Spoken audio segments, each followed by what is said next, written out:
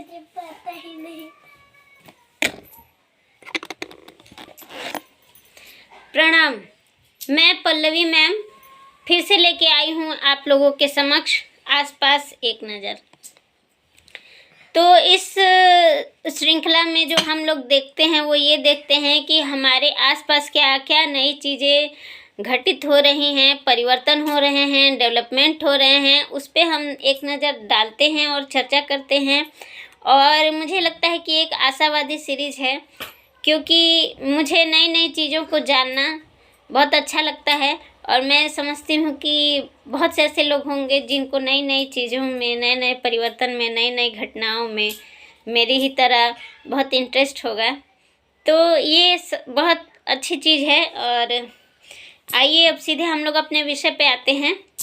तो आज जो मैं लेकर आई हूँ क्वांटम टेक्नोलॉजी के बारे में कुछ हम लोग चर्चा करेंगे। मैंने अपने पूर्व के वीडियो में भी क्वांटम टेक्नोलॉजी के बारे में चर्चा की है और बताया है कि क्या है क्वांटम टेक्नोलॉजी। तो थोड़ी सी चर्चा हम लोग यहाँ पे भी कर लेते हैं। तो ये जानने के लिए क्वांटम तकनीकी क्या है, आप मेरे पिछले जो वीडियो है वो उसको आप देख सकते हैं। तो थोड़ी सी चर्चा आज भी हम लोग कर लेते हैं। तो ये जो क्वांटम टेक्नोलॉजी है ये हमारे विकास के अनेक क्षेत्रों में सहायता करती है, या ये कहिए कि हमारे विकास के लिए नए नए दरवाजे खोल ही रही है। जैसे कंप्यूटर के क्षेत्र में, संचार के क्षेत्र में, सेंसिंग के क्षेत्र में, मेट्रोलॉजी के क्षेत्र में, सुरक्षा क्षेत्र में और स्वास्थ्य के क्षेत्र में तो इसका ऑलरेडी प्रयोग जो है वो शुरू हो गया है और इसके अच्छे परिणाम भी आ रहे हैं। तो ये उठता है सवाल कि हमें क्वांटम टेक्नोलॉजी की ज़रूरत क्यों है। तो आप लोग सभी लोग जानते ही हैं आज का जीवन कितना फास्ट है, दुनिया तेज़ी से परिवर्तित हो रही है, तेज़ी से आगे बढ़ रही है और उसके साथ ही हमें भी तेज़ी से आगे बढ़ने की ज़रूरत है। उसमें ये क्वांटम टेक्नोलॉजी हमारी बहुत मदद करेगी, क्योंकि सामान्य कंप्यूटर जितनी गणना एक हफ्ते, एक सप्ताह या एक वीक में करेगा, उतनी गणना, उतने डाटा का प्रोसेस जो क्वांटम तकनीकी से हम लोग एक सेकेंड में कर सकते हैं, यानी ये सुपर कंप्यूटर से भी कहीं अधिक तेज है। तो इसके विषय में मैं आपको एक तथ्य बताने जा रही हूँ जो आने वाले किसी प्रतियोगी परीक्षा में हो सकता है कि आपका एक प्रश्न के रूप में आपको देखने को मिले। तो जो भारत सरकार की तरफ से 2023-24 से लेके 2030-31 तक राष्ट्रीय क्वांटम मिशन की घोषणा की गई है इन सालों में। तो ये जो भारत सरकार का मिशन है, राष्ट्रीय क्वांटम मिशन, इसे संक्षेप में NQM भी कहा जा सकता है। और इस मिशन के लिए भारत सरकार ने 6003.65 करोड़ रुपए की मंजूरी दी है। तो हो सकता है कि आने वाले किसी एग्ज़ाम में ये आपका राष्ट्रीय क्वांटम मिशन एक प्रश्न बन सकता है। इसका वर्ष पूछ सकता है या इसमें जो मंजूर की गई धनराशि है उसको पूछ सकते हैं। तो आप लोग इस पे ध्यान देंगे। और दूसरी बात कि जो भी युवा जिनको नए नए क्षेत्र में कैरियर बनाने का शौक़ है, उन युवाओं को मैं कहूँगी कि वे लोग इस क्षेत्र में सर्च करें कि क्या है क्वांटम टेक्नोलॉजी और इसमें वो कैसे कैरियर बना सकते हैं, क्योंकि इसका एक बहुत बड़ा विस्तार होने वाला है। और क्वांटम टेक्नोलॉजी हमारे दैनिक जीवन को बहुत ही बड़े स्तर पर प्रभावित करने वाली है और इसमें कैरियर के बहुत ही क्षेत्र जो हैं, बहुआयामी क्षेत्र हमें भविष्य में देखने को मिल सकते हैं। और इस क्षेत्र में भारत में तेज़ी से स्टार्टअप जो हैं विकसित हो रहे हैं। तो इस समय जो इस क्षेत्र में कैरियर बनाने के लिए आगे बढ़ेगा, मुझे विश्वास है कि उसका भविष्य जो है वो बहुत ही सुनहरा होगा। क्यों मैं ऐसा कह रही हूँ? मैं इसलिए कह रही हूँ कि क्वांटम तकनीकी की मदद से जो इंटरनेट सेवाएं होंगी वो बहुत ही तेज़ और सुरक्षित होंगी और इन सेवाओं में सेंधमारी करना बहुत ही कठिन होगा, यानी ये एक सुरक्षित तकनीकी है।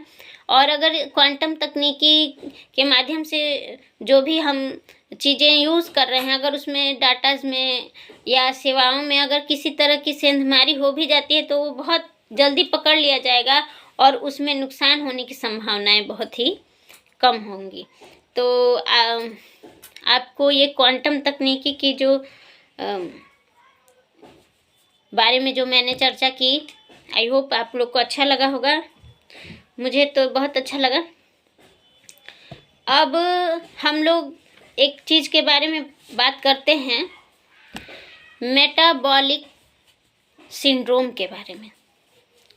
तो मेटाबॉलिक सिंड्रोम क्या है, ये जानने से पहले हमें जानना ज़रूरी है कि मेटाबॉलिज्म होता क्या है।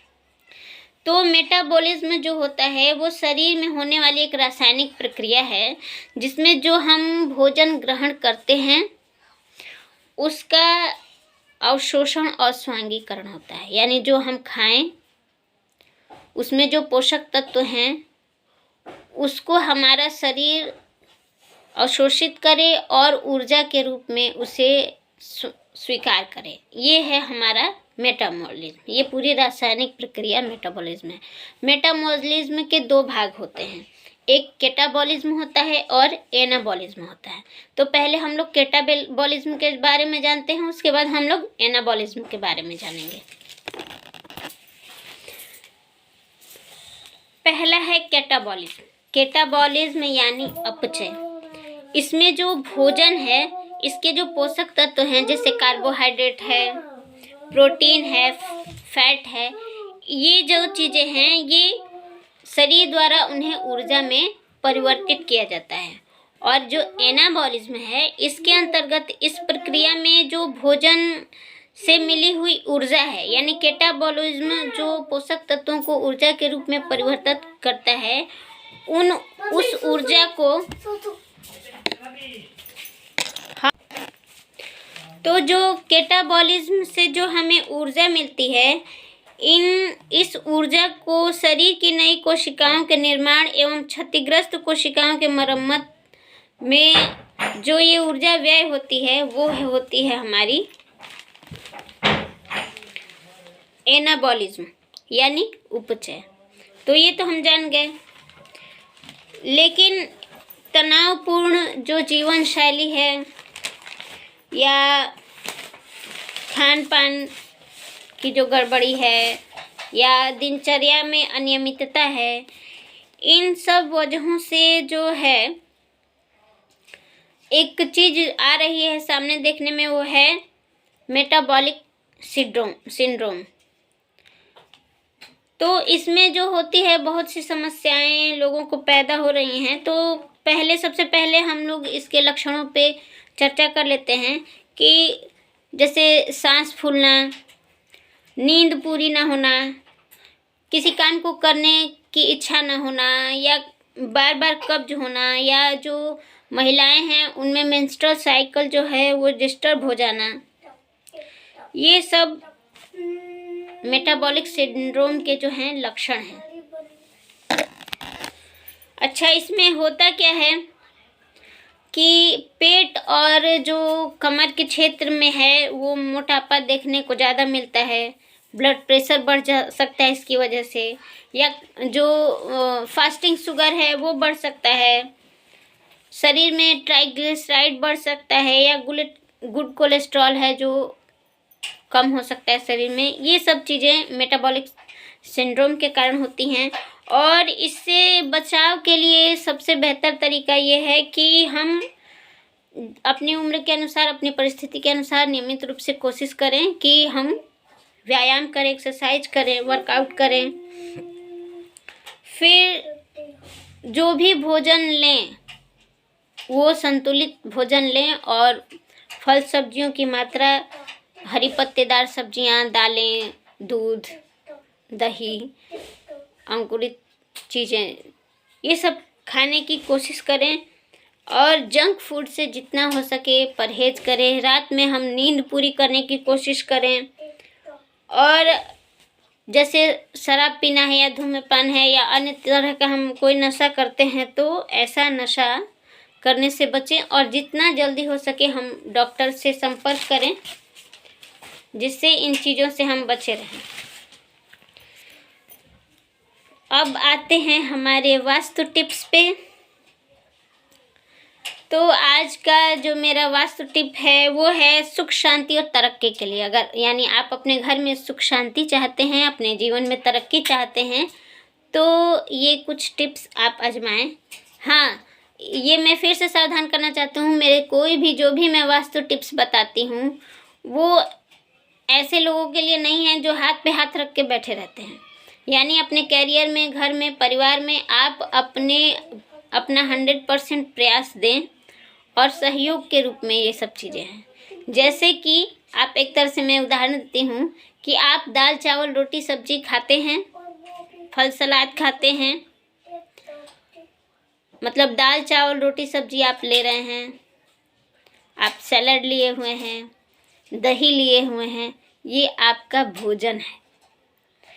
जो ऊपर से आप अचार लेते हैं वो स्वाद के लिए लेते हैं, या खाने में अपने इंटरेस्ट को बढ़ाने के लिए लेते हैं, या आपकी जो लार ग्रंथियां हैं उन्हें उत्तेजित करने के लिए लेते हैं, ताकि आपका खाना ठीक से पच सके, आप रुचि से भोजन कर सकें।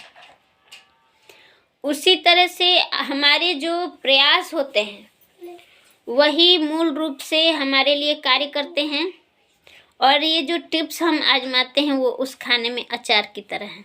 यानी पहले आप अपना प्रयास करिए, संपूर्ण प्रयास करिए, और प्रयास को और अधिक सफल बनाने के लिए ये सभी मेरे टिप्स हैं। तो मैं आती हूँ अपने टिप पर। आशा करूँगी आप लोग को मेरा जो उदाहरण है पसंद आया होगा। मेरे एक परिचित हैं, वो हमेशा कहते हैं कि आप जब भी कोई एग्जाम्पल देना होता है तो आप खाने पीने की चीज़ों का एग्जाम्पल क्यों देती हैं। मुझे वही सूझता है, मैं क्या करूँ। तो सुख शांति के लिए जो ये हमारे टिप्स हैं वो ये हैं कि जब भी आप कहीं भी बैठें तो आप कोशिश करें कि आपका जो मुख है, यानी जो चेहरा है आपका, या तो पूर्व दिशा की हो या उत्तर दिशा की हो। यानी घर में या अपने कार्यस्थल पे जब आप बैठते हैं तो आपके बैठने का मुख जो होता है अधिकतर या तो पूर्व दिशा की तरफ होना चाहिए, फिर उत्तर दिशा की तरफ होना चाहिए। इसके अलावा आप अपने ड्राइंग रूम में आधा केजी फिटकरी रख सकते हैं। बाबू दरवाज़ा खोलो। आप अपने प्रवेश द्वार के पर्दे में घुंघरू बांध सकते हैं।